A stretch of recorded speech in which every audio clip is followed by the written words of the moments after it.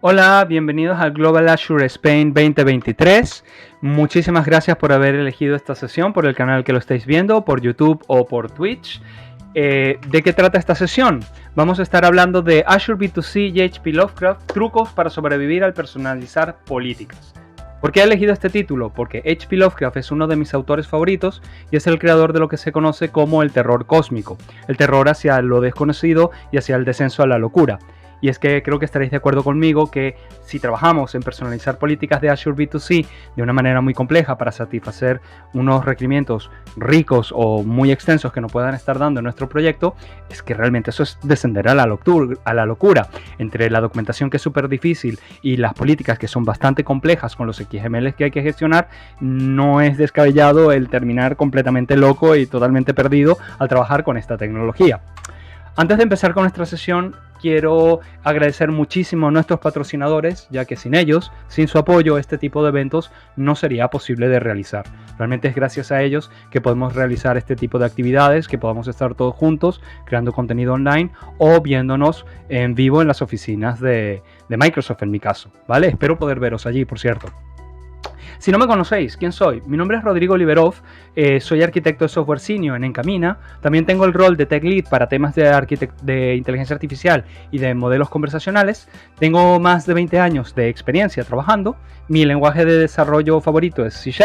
Me encanta diseñar, conceptualizar e implementar sistemas. Soy súper fan de las metodologías ágiles, soy muy fan de Scrum, muy fan de Safe.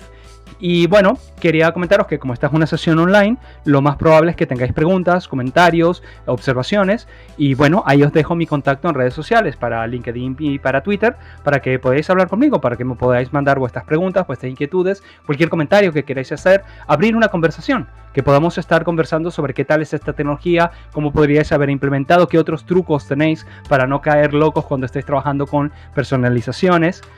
Asimismo, me gustaría invitaros a una iniciativa que voy a estar iniciando este mes de mayo, que se llama Code Arquitectura. Es una iniciativa de divulgación tecnológica, sobre todo en estos primeros pasos con temas de inteligencia artificial y tecnologías de Microsoft. Podéis seguirnos en YouTube y en Twitch. Me gustaría que os suscribierais para que no os perdáis todo el contenido que iremos estando creando. Sin más, entremos de lleno al tema que nos compete con el primero de los trucos. El primer truco es nunca usar el Starter Pack. Para los que no lo sepáis, pues Microsoft tiene a disposición en Git una serie de Starter Packs para empezar a trabajar con el Azure B2C, que a veces parecieran ser una muy buena idea para en 1 o 2 sprints ya poder poner en producción una serie de políticas personalizadas, porque este Starter Pack pues trae un montón de cosas ya construidas. A ver, el Starter Pack está muy bien para aprender, está muy bien para estudiar y para comprender cómo funciona Azure B2C. De hecho, para mí ha sido muy útil para comprender cómo funciona el modelo de autenticación multifactor, el MFA. Sin embargo, utilizar los Starter Pack en un proyecto que va a ir a producción, en un proyecto que tenga complejidades, donde el cliente va a pedir una serie de cambios o una serie de personalizaciones que son muy complejas, es una mala idea. Porque el Starter Pack, por un lado, ya nos impone una manera de trabajar con las políticas personalizadas que puede ser incompatible con lo que nos esté pidiendo el cliente y que nos va a hacer pasar un mal rato, a menos que lo hubiéramos hecho desde el principio, desde cero. Y por otro lado, es porque puede estar agregando un montón de cosas que realmente no estemos utilizando. Y como veremos más adelante, las políticas, los XML, se construyen uno encima del otro, y aquellos elementos que tengamos que no estemos utilizando pueden ralentizar la ejecución de estas políticas cuando ya estemos en un tiempo de producción, cuando ya los usuarios las estén utilizando para registrarse o para ingresar en los sistemas. Por lo tanto, mi recomendación: para producción y para proyectos complejos, no utilicéis el Starter Pack. Usarlo para aprender, pero no lo utilicéis para un proyecto. Es mejor empezar desde cero, tomar un poco más de tiempo en arrancar para después estar más cómodos con los cambios que nos van a estar pidiendo. El otro truco que os quería comentar es que, no sé si lo sabéis, existe una extensión para el Visual Studio Code para trabajar con el Azure B2C. Esta extensión nos da un montón de facilidades, pero para mí hay 4 que son muy interesantes y que vamos a ver en el ejemplo de código. La primera es un fichero de configuración donde podemos poner en clave valor diferentes configuraciones o parámetros que podemos estar utilizando repetidamente a lo largo de diferentes ficheros XML de nuestras personalizaciones de las políticas de Azure B2C. Por lo tanto, como tenemos ese fichero de configuración, también nos va a dar un mecanismo para construir las políticas, para que se tomen los XMLs y se haga un reemplazo con esos parámetros que tenemos en el fichero de configuración. También, si es vuestro caso, como me ocurre a mí, tendréis flujos de usuarios, user journeys, muy complejos, que deben tener decenas de pasos. Y muchas veces va a ocurrir que tenemos que borrar pasos, reordenar pasos, agregar nuevos pasos a estos user journeys, y estos tienen que estar ordenados de manera secuencial, 1, 2, 3, 4, 5. Y si sobre todo tenemos muchos pasos y tocamos entre los primeros, después realmente es bien complicado, bien laborioso o tedioso el tener que andar renumerándolos todos, renumerándolos bien, sin tener ningún tipo de problema. Pues esta extensión tiene un mecanismo de reenumeración de los pasos de una política que es extremadamente conveniente y que nos va a ahorrar un montón de tiempo. Otra cosa que me gusta es que tiene un mecanismo para poder subir políticas a nuestro tenant, a nuestro Azure B2C. Yo particularmente no lo utilizo, yo prefiero tener el control de construir las políticas y subirlas manualmente a través del portal de Azure, pero lo interesante es que lo que está por detrás de esas capacidades son unos scripts de PowerShell que están disponibles y que podemos extraer y reutilizar en lo que sería la parte de nuestros pipelines en YAML para la integración continua y para el despliegue continuo de las políticas. Si nos da tiempo al final de esta sesión os voy a mostrar un ejemplo de cómo los utilizamos esos scripts para poder hacer integraciones continuas, despliegues continuos de nuestras políticas y de todos los elementos que están involucrados con ellas. El tercer truco, ya antes de entrar al código, es que consideréis utilizar un motor de plantillas para lo que serían las pantallas de las políticas. Como sabéis, Azure B2C te ofrece una serie de pantallas, algunas se pueden customizar, pero muchas veces los clientes van a querer realizar customizaciones un poco más pesadas o un poco más complejas o un poco más extensas de las que podemos realizar con las plantillas que ya nos da el propio Azure B2C.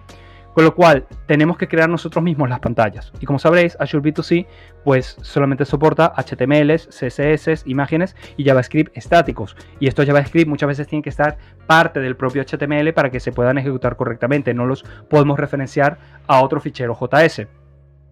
¿Qué es lo que pasa? Que claro, vamos a terminar muchas veces con un montón de código repetido si tenemos contenido estático para cada una de las posibles pantallas. Lo ideal sería poder tener todo esto como piezas de Lego, como pequeños trozos que pudiéramos combinar en un fichero final, que sería el fichero de la pantalla que queremos trabajar en un determinado momento. En ese sentido, un motor de plantillas nos va a ser súper útil y en este caso me gustaría recomendaros Eleventy. Ahí tenéis la dirección para que podáis verla. Eleventy realmente es muy poderoso, está muy de moda, está súper trendy, soporta un montón de lenguajes, no solo HTML, soporta Markdown, soporta Nonjack, soporta muchísimas cosas y la verdad es que está muy bien y os voy a mostrar un ejemplo de cómo lo utilizamos nosotros en los proyectos.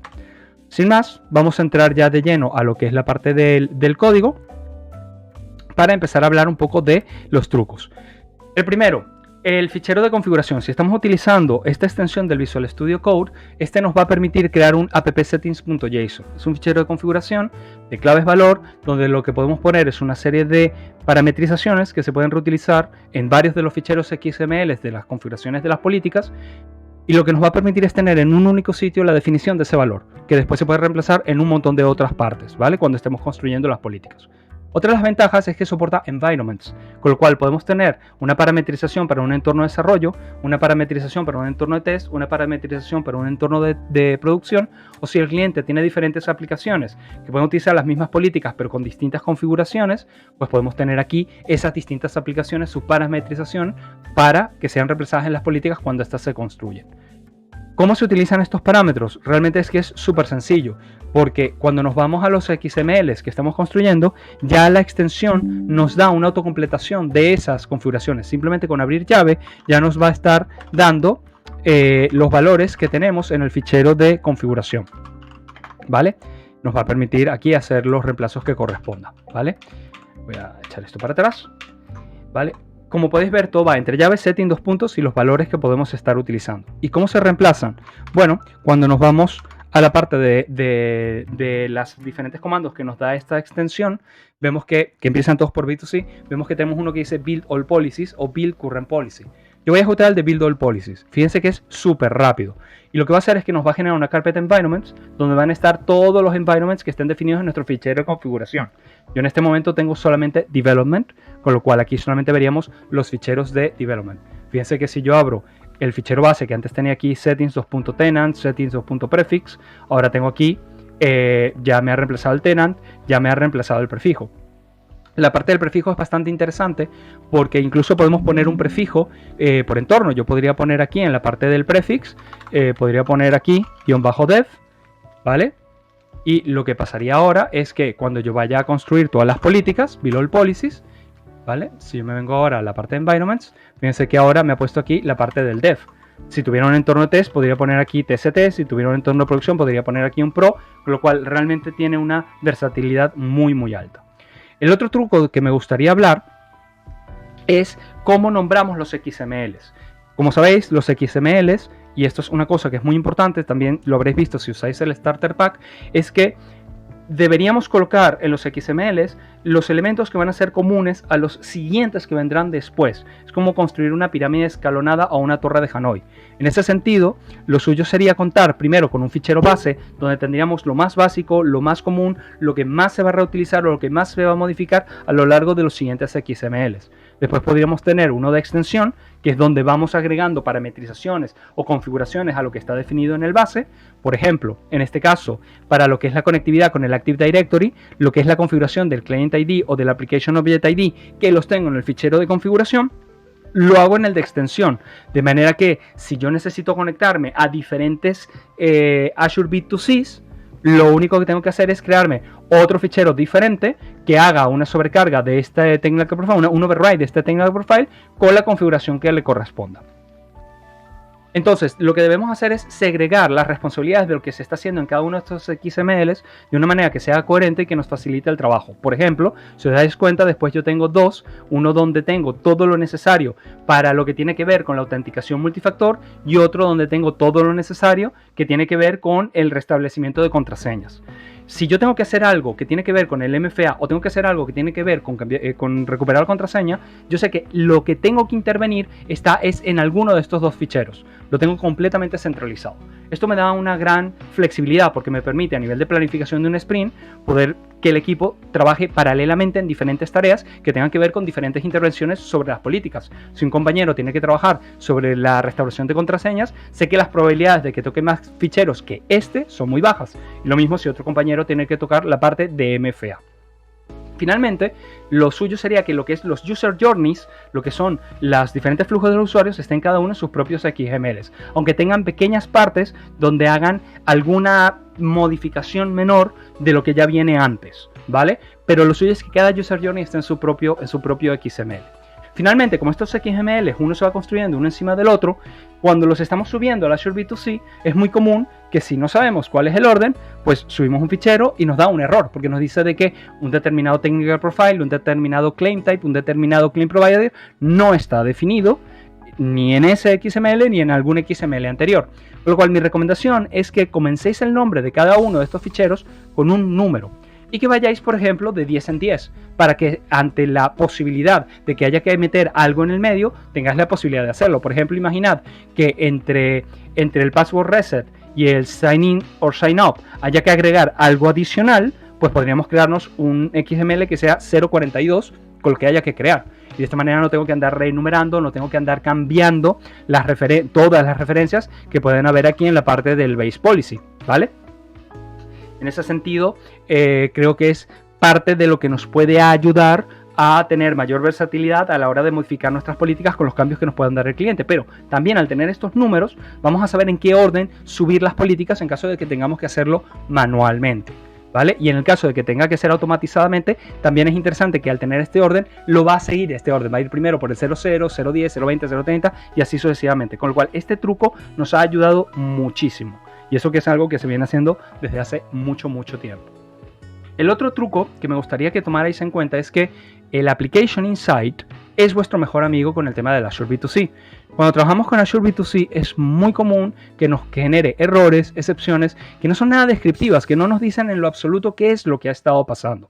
En ese contexto, una de las cosas que es muy interesante es que cuando estéis creando la parte de un Reliant Party, sepáis que existe algo que se llama los User Journey Behaviors y que uno de esos behaviors es el Journey Insight, donde podemos configurar una conectividad con un Application Insight para que se manden allí trazas de todo lo que está ocurriendo, eventos de todo lo que está ocurriendo con este User Journey. Fíjense que los valores vienen del fichero de configuración.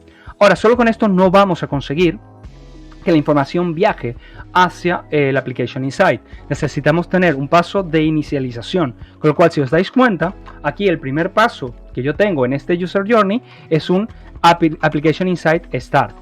Una de las cosas interesantes que tiene también la extensión del Visual Studio Code para Azure B2C es que nos permite navegar dentro de todo este código. Entonces fíjense que si yo me paro sobre este nombre, me dice que la definición de este Technical Profile está en este mismo fichero y yo puedo navegar a ella, ¿vale? A través de estos elementos. Daos cuenta de que tenemos dos. Tengo una parte que es el Application Insight Start y otra que es el Application Insight End. Este lo vamos a utilizar para empezar a grabar información en el Application Insight cuando empieza el User Journey, y este es para cerrar y para decir, mira, hasta aquí llegó el User Journey, ha ido todo bien, o si ha habido algún tipo de excepción, que se termine de volcar lo que ha podido estar ocurriendo. Como ocurre con los Technical Profiles y como ocurre con todo, tratar de combinarlo como si fueran piezas de Lego, como cuando trabajamos con la orientación a objetos, que tenemos herencia. Pues aquí es lo mismo, hay que tratar de buscar la herencia. Entonces fíjense, en el caso del Application End, él lo que hace es que extiende, en el lenguaje de Azure B2C, es que incluye un Technical Profile llamado Application Insight Complete, que si lo leemos, fíjense que está definido en 0.20 extensions. Así que yo puedo, gracias a la extensión de Visual Studio Code, puedo navegar allí y puedo ver que el Application Insight Complete lo que me da es un poco más de información de lo que puede haber pasado al finalizar un proceso, y este hereda de Application Insight Common, el mismo del cual le hereda el Application Start. Vamos componiendo todas las piecitas. Fíjense que el Application Insight Common nos define un protocolo que es el Azure Application Insight Provider. Este es el que le dice al Azure B2C cómo conectarse con un Application Insight. Y fíjense que aquí nuevamente tenemos parte de los parámetros que también utilizamos en el User Journey. Si yo me voy a la parte final del User Journey, fíjense que tengo aquí el Instrumentation Key, el Developer Mode, pero si me voy aquí también de vuelta, tengo la parte del Developer Mode, del Insight Telemetry, etcétera, etcétera. ¿Vale? Con lo cual tenemos la posibilidad de reutilizar constantemente nuestros valores. Bien, más cosas. Vale, pero ¿qué pasa?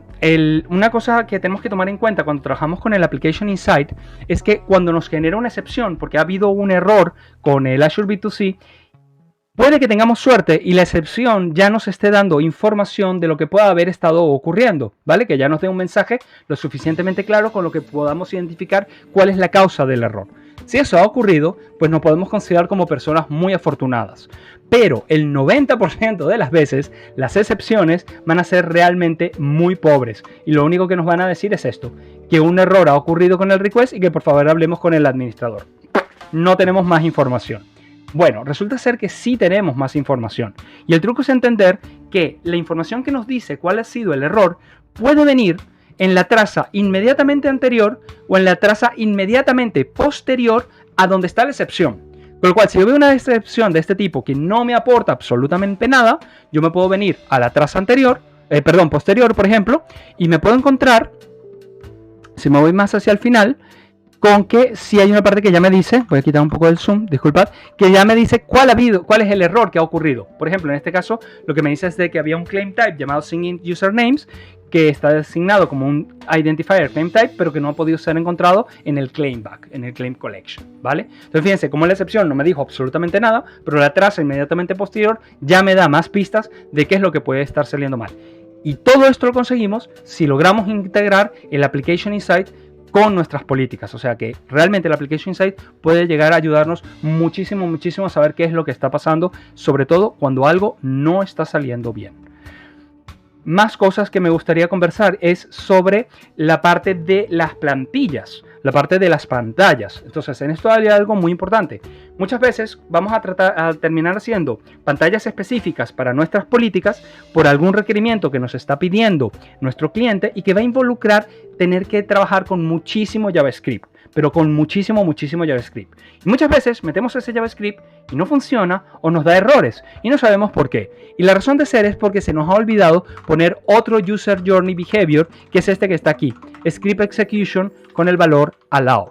Esto lo que le va a indicar al User Journey es que debe permitir la ejecución de código JavaScript en los contenidos estáticos de los Content Definition de las pantallas que se estén utilizando. Si no ponemos esto, nuestros JavaScript o no van a funcionar o nos van a dar error.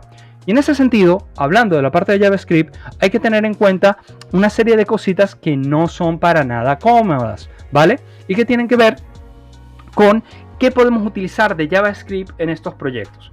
En principio, puede ser tentador querer generar este contenido estático con librerías modernas como son Angular, como son Vue, como son React. pero resulta ser de que muchas veces no nos van a funcionar. Tenemos que ir a algo un poco más tradicional, HTML, JavaScript, más de toda la vida. Sin embargo, sí vamos a contar con jQuery.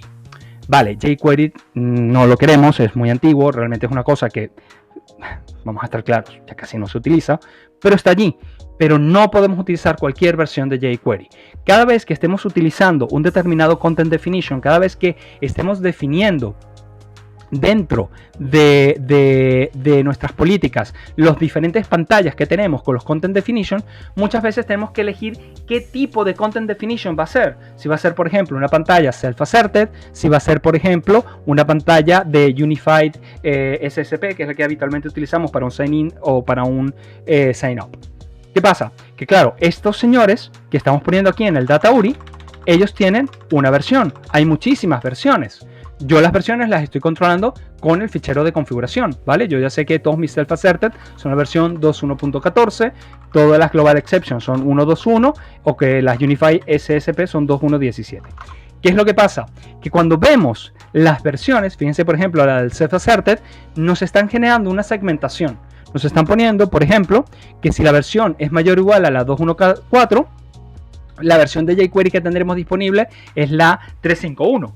Mientras que si tiramos, por ejemplo, de una versión que es todavía superior, que es menor, por ejemplo, como la 1.2.0 o menor a la 2.1.4, pues tendremos una versión de jQuery diferente. Y esto es importante tenerlo en cuenta para aquellas configuraciones que estemos haciendo. Pero es que la cosa va a mejor, dependiendo, bueno, acá está la release note de cada una de las versiones, pero es que la cosa va mucho mejor. Muchas veces cuando estamos trabajando con estas pantallas, ellas nos van a incluir componentes que ya vienen localizados en el idioma inglés, las típicas etiquetas que podemos ver, la de inicio de sesión, la del botón continuar, etc. Y queremos localizarlas. Como habréis visto en el código, tenemos una parte que es de localizaciones, que es donde ponemos los textos en lenguaje español, que serían las traducciones del inglés de lo que queremos hacer. Ahora bien, ¿qué es lo que sucede? Que muchas veces estos textos tenemos que identificarlos, ¿vale? Por ejemplo, el Remember Me, el Social Intro, el Password, etcétera, ¿vale? Pero quiero que veáis lo que pasa aquí, Page Load Version.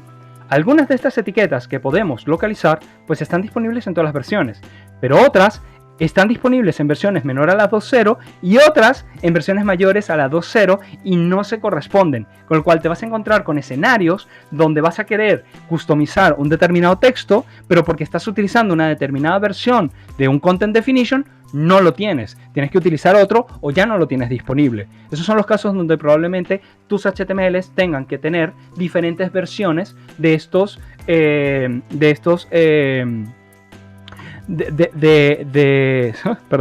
estos content definition, ¿vale? Por ejemplo, podría haber un escenario donde para un determinado HTML, que es un self-asserted, yo quiero usar una versión, pero para otro pantalla diferente, que también es un HTML, quiero usar un self-assert de una versión diferente para poder usar o un jQuery distinto o para tener disponible alguna de estas etiquetas al localizar que no la tendría con la otra versión. Eso es algo, es un dolor de cabeza enorme, ¿vale? Y este documento es muy importante también para saber los posibles errores que nos pueden generar, etcétera. Con lo cual es una parte de la documentación muy importante que hay que tomar en cuenta, ¿vale?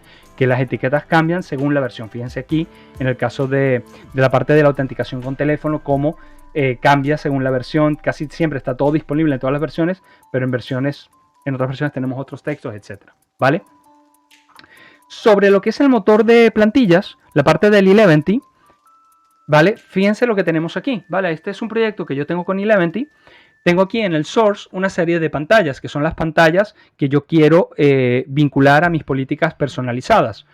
Cada una de estas pantallas, ¿vale? Son HTMLs que tienen varias partes. La primera parte es que tiene un layout, ¿vale? Y la segunda parte es que tiene una serie de includes, ¿vale? Los layouts, para que tengan una idea, es como la plantilla sobre la que esta otra se va a construir. Entonces, por ejemplo, esta del Password Reset Verify Email, pues estaría en la parte de aquí de layouts, que tiene una que se llama Password Reset Verify Email, donde aquí podemos definirle si hay algunos estilos concretos, si hay que agregar algo al principio o al final, ¿vale? Y estos layouts pues se extienden de otros. Fíjense que este, por ejemplo, extiende uno que se llama Base Self Asserted, que es donde podemos poner los CSS, las referencias a los CSS, donde podemos poner ciertos estilos específicos para algo que vaya a ocurrir en todas partes.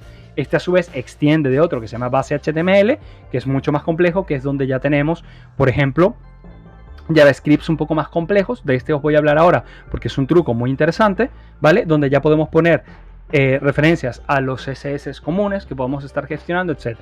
Y luego también tenemos includes, ¿vale? Por ejemplo, podemos tener includes para un footer. Si todas nuestras pantallas tienen que tener el mismo footer, pues tengamos eso como un include. Y luego en la parte de la parte del base, lo que podemos hacer, perdón, ¿dónde lo tengo? La parte del footer. Bueno, no sé dónde lo puse. Body Unified, aquí. Fíjense que cuando yo me voy a un base Unified, ¿vale? Este aquí extiende del base HTML, este a su vez va haciendo una serie de includes, como por ejemplo aquí un head base, etcétera, pero eventualmente la parte del footer la podemos encontrar que la estamos metiendo en otro include más, que luego es incluido por otro, y de esta manera lo que tenemos son todas estas piecitas de Lego, donde si yo tengo que cambiar el footer, solo tengo que cambiarlo en un único fichero y ya voy a estar afectando a todos los demás. No me tengo que andar preocupando de si lo tengo que tocar en otro sitio o en otro lado o no. Y eso es muy interesante porque si nuestros clientes nos piden cambios que va a ocurrir en el User Interface o en el UX, de esta manera podemos poner la responsabilidad en un único punto, practicar ese cambio en ese único punto y saber que se va a propagar de forma segura a todas las demás partes de nuestro código. Una de las cosas que me gusta de Eleventy es que tiene un fichero de configuración donde nosotros le podemos agregar transformadores. Y estos transformadores, como esto está basado en Node, pueden ser librerías de Node que ya todos conocemos. Por ejemplo, Prettier. Como podéis daros cuenta, cuando nosotros vamos escribiendo todos estos elementos y se van incluyendo, la tabulación o la estructura del fichero pues no va a quedar precisamente muy bonita de leer. Pero si le ponemos un componente, le decimos que haga una transformación y que utilice Prettier, lo que va a pasar es que cuando se construyan los HTMLs, pues se van a ver bonitos. De hecho, yo voy a construir aquí los HTMLs para que vean un poco la velocidad de Eleventy. Aquí va a ir un poquito más lento porque estoy haciendo una grabación, que eso ya consume recursos. ¿Vale? A ver si bajo un poco más rápido. Esto lo que tiene que hacer es generar una carpeta dist, que es donde me va a dejar todos los HTMLs. ¿Vale? Ahí terminó. ¿Vale? Si yo abro cualquiera de estos HTMLs, por ejemplo el del sign in, fíjense que ya me ha puesto toda la estructura del head, me ha puesto todas las cosas que se tienen que referenciar, me ha puesto todos los estilos que tengo que tener, me ha puesto la parte del footer, ¿vale? Acá podemos ver el footer, etc. Y fíjense que está indentado para que sea fácil de leer por nosotros los seres humanos. Ahora, en un entorno de producción, por ejemplo, a mí me podría gustar que no tener la parte del Prettier, sino más bien tener un elemento de minimificación, de que todo quede un poco más comprimido, que todo quede un poco más pequeñito. Entonces, en ese caso, lo que yo puedo hacer es volver a ejecutar esto, pero ahora poniéndole un transformador que sea el HTML min, y fíjense cómo ha quedado ahora el código, ¿vale? Lo ha dejado todo como en una sola línea y lo ha tratado de compactar lo más posible todo, con lo cual hace un poquito más esas pequeñas micro mejoras que podemos tener por allí. Eleventy la verdad es que está muy bien y también soporta entornos. Fíjense que yo tengo aquí una carpeta Data Development donde tengo un fichero de configuración llamado Parameters.json, que es donde le puedo poner diferentes claves valor que yo quiero que haga reemplazo. Por ejemplo, este de base URL que apunta al blob storage, donde podríamos encontrar los CSS, los JavaScript del contenido estático. Cuando yo me vengo a la parte de aquí, por ejemplo, del footer, fíjense que tengo parameter base URL hacia una imagen que voy a tener en ese blob storage. Entonces, cuando Eleventy se está generando los HTMLs, está haciendo estos reemplazos de estos parámetros, un poco como el fichero de configuración que teníamos en las políticas. Me queda muy poco tiempo y me gustaría hablar de la parte de integración continua y de despliegue continuo. En ese caso tendríamos unos pipelines y la manera en la que hemos trabajado es que tenemos unos pipelines para lo que es la parte de las políticas y otro para lo que son los HTMLs. Y cada uno de estos pipelines pues lo que hace es definir procesos para integración continua, que básicamente es el transpilado de las políticas o el transpilado de los HTMLs, y también una etapa, un stage, para lo que es la parte de despliegue continuo, que es ya llevar esos cambios al entorno que corresponda, ¿vale? Y eso solamente cuando se ha completado correctamente una pull request, etcétera. Pero aquí la parte que es interesante, que quiero hablar de la parte de las políticas, es el hecho de que se utilizan unos scripts. Si os dais cuenta, aquí te hacemos referencia a un script que se llama Build Custom Policies PS1 y aquí estamos haciendo referencia a un script que se llama Deploy Policies PS1. Estos scripts no los hemos creado nosotros. Estos scripts nos lo da la extensión de Visual Studio Code y los podemos utilizar para este tipo de procesos. Lo podemos utilizar para construir las políticas, es como si ejecutáramos el paso de Build All Policies, y para ejecutar el tema de desplegar las políticas a donde tengan que llegar, ¿vale? En el caso de los HTMLs tenemos lo mismo, tenemos una integración continua en la cual utilizamos NPM para ejecutar lo mismo que hice yo manualmente, la parte del Eleventy, y luego tenemos una parte de despliegue continuo que lo que hace es tomar esos ficheros y los lleva al Blob Storage. Me he quedado sin tiempo, me gustaría poder contaros de muchísimos más trucos que hemos visto, pero creo que estos son los más interesantes y los que más os van a poder ayudar en lo que estéis haciendo. No obstante, es una sesión online y aquí os dejo nuevamente mi contacto en redes sociales, en LinkedIn y en Twitter. Si tenéis alguna duda, alguna inquietud, queréis profundizar un poco más en esto, contactadme. Conversemos, yo voy a estar totalmente disponible para esto. Si queréis que profundicemos más fuera de este escenario, decídmelo y voy a crear una sesión específica para nuestra iniciativa de Codarquitectura para que podamos hablar de todo lo que estamos haciendo con el Azure B2C. Muchas gracias, espero que esto sea de muchísima utilidad y espero veros en las sesiones presenciales. Bueno, perdón, antes de irme, gracias nuevamente a los patrocinadores, que sin ellos no íbamos a poder hacer esto. Con lo cual, de nuevo, patrocinadores, muchísimas gracias por toda la ayuda que nos habéis dado para que podamos hacer este evento. En mi caso, especialmente a mi empresa Encamina, por darme la oportunidad de daros esta sesión. Y bueno, al resto de empresas, porque es que de verdad, sin ellas, esto no lo hubiéramos logrado. Ahora sí, adiós, hasta luego.